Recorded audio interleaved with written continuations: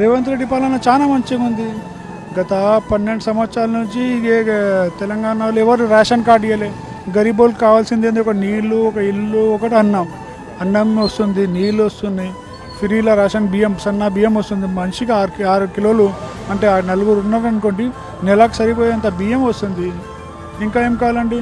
మీకు bus free ఉంది, మీకు కరెంట్ ఫ్రీ ఉంది, ఇంకా చాలా స్కీమ్స్ ఉన్నాయి. గూగుల్లో కొట్టి చూసుకోండి. టీఆర్ఎస్ వాళ్ళు ప్రభుత్వం వచ్చినప్పుడు 2 సంవత్సరాలు ఏం చేసినారు? ఏం చేయలేదు. 2 సంవత్సరాలు ఏం సరిపోదు. ఒక 3-4 సంవత్సరాల తర్వాత సెట్ అయిన తర్వాత పనులు అవుతాయండి. ఇప్పుడు రాగానే 6 గ్యారెంటీలు నువ్వు ఏ గ్యారెంటీ పూర్తి చేసినావు? 12% రిజర్వేషన్ ఇచ్చినావా మైనార్టీకి? మైనార్టీకి 3 ఎకరాల ప్రతి అది కట్టి హజాజ్ లాగా కట్టిస్తా ఉన్నావు, అది ఇచ్చినావా? పిల్లలకి మా జాబ్స్ ఏమైనా ఇచ్చినావా? మాకేమి ఇవ్వలే.